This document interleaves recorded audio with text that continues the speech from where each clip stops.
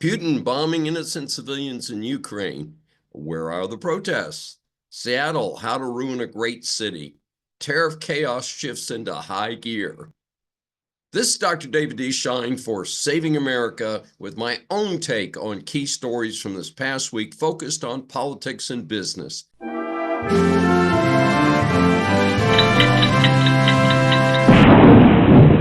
Reporting from Amsterdam as I wrap up a busy 3-week trip. Since I'm using my mobile studio to record this report, I'm wearing my casual Charles Tyrwhitt shirt, unlike my usual Tyrwhitt dress shirt with a tie. Putin bombing innocent civilians in Ukraine. Where are the protests in America? Okay, so Trump has not had much progress with a key campaign promise. In fact, both Hamas still hold hostages and Ukraine is still being bombed.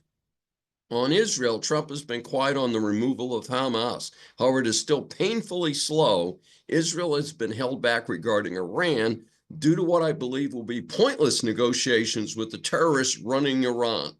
Time to bomb their nuke program back to the 8th century. Ukraine made the rare earth deal with the United States. Trump told Putin to clean it up, and he has instead sent record numbers of drones and missiles to wreak destruction on civilians. Time for the USA and Europe to arm Ukraine to the teeth and finally cause enough casualties that the good people in Russia toss out this deranged murderer. An additional observation is that the proof that the pro-Hamas protests are simply anti-Semitism is that these same clowns are not protesting the number of civilians in Ukraine being slaughtered. Remember, just like Israel, Ukraine did not start the conflict that it has found itself in. Seattle, how to ruin a great city. Some years ago, I attended a conference in Seattle. I had a nice time. I did observe that there were a lot of street people, however. Since then, the city has gone into the dumpster and continues to decline.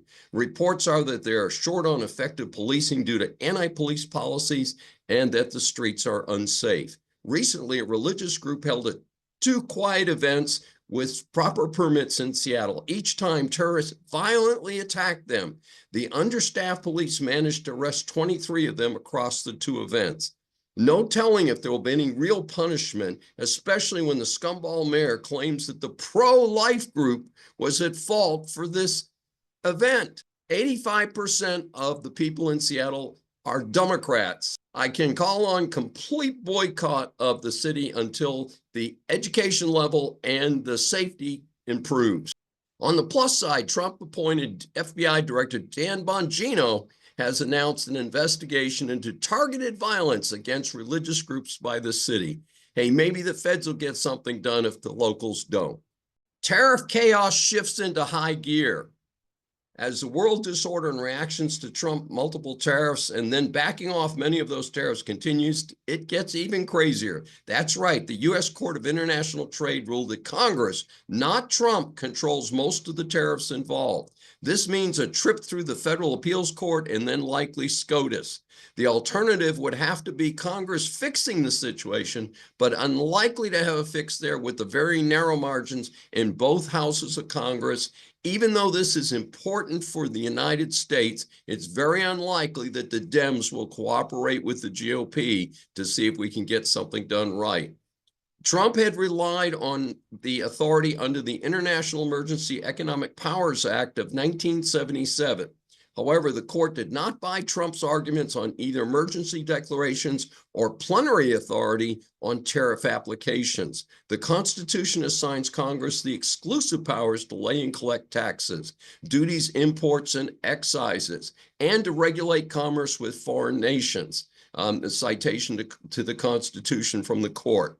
The question in the 2 cases before the court is whether the International Emergency Economic Powers Act of 77 delegates these powers to the president in the form of authority to impose unlimited tariffs on goods from nearly every country in the world. The court does not read this statute to contest such unbounded authority and sets aside the challenged tariffs imposed thereunder.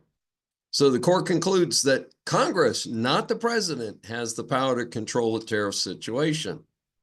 This ruling seemed like the end of the big story on tariffs for Trump. Well, remember I mentioned whiplash recently? Yep, the Federal Appeals Court quickly stayed the order of the Court of International Trade. So Trump's tariffs live on, at least for now. I still think they are on the way to SCOTUS. Note, some tariffs are under different laws. They are not subject to the current round of court suits like those on autos, steel, and aluminum, which are some pretty important products that are not subject to the current court suits. It would be great if Congress would do something to help with the world imbalance in trading against the USA and take the issue out of the courts. You know what, folks? This might be a rare opportunity for the Democrats to cooperate with the GOP and prove they're not as stupid and revengeful as they appear to be. So let's see what happens, folks. But like I said, this tariff turmoil still continues. The real story on DEI. DEI is not dead, only hidden better. That is based on a report about some games being played at UNC. A recent article by John Sexton in Hot Air claims that there is undercover video from an office where Janet Sanders, an assistant director of leadership and community engagement at UNC Charlotte, is describing how things work since DEI was banned. She jokes about DEI being renamed. We've reorganized. We've recalibrated, so to speak. We don't have to call them diverse groups of people. We can just say everybody has a different stock of knowledge. At the same time, a recent article by my friend Ed Bloom and his co-author Adam Mortara it was published in the Wall Street Journal under their opinions section, and they describe an initiative by the Justice Department, which on May 19th announced the Civil Rights Fraud Initiative, which will use the False Claims Act, which encourages whistleblowers to come forward with evidence of illegal activities. Fines range from $14,000 to $30,000. And hey, as a bonus, people who are whistleblowers may get a piece of that action. So Americans, if you see the illegal discrimination continuing, take action. You might just get a piece of the action, as I just mentioned, and maybe we can help America be a more fair and equal place. A sad report from a place that I hadn't heard of before called Study Finds. That's right, the newsletter, just 2 words, had a report on the dog injuries and deaths from the last 3 years. Talks about this from a legal standpoint, is dog owners need to take responsibility, and they identified the 3 most dangerous breeds. And not surprisingly, especially because this is a breed very popular in Texas, are pit bulls with an amazing 27% of dog bites and 61 fatalities in the last 3 years. Following shepherds, not German shepherds who come in 5th, but other shepherds who come in 2nd, and then boxers came in 3rd. I think boxers are kind of cute, but they provide more serious bites when they do bite people. So one of the other caution flags that came with this article is that these breeds also tend to be breeds that are not being inoculated as well as other breeds. Therefore, when they do bite humans, they may convey more serious illnesses from their injuries. So this is a very serious situation. And of course, I'm like any person who believes in pet ownership, it's very important to spay and neuter your pets, and of course, to have all of their shots and to control the dogs.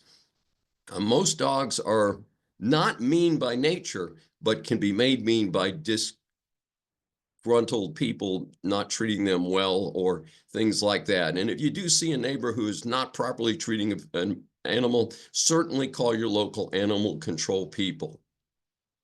This is Dr. David D. Shine. Thanks for joining me for this special edition of Saving America. Remember, a new Saving America show is aired on the Brushwood Media Network every Saturday at 11 a.m. Eastern Time.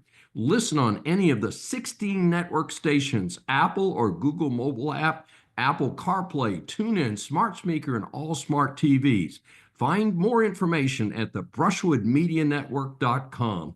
Please be sure to join us each week. We welcome and love your feedback from our growing audience.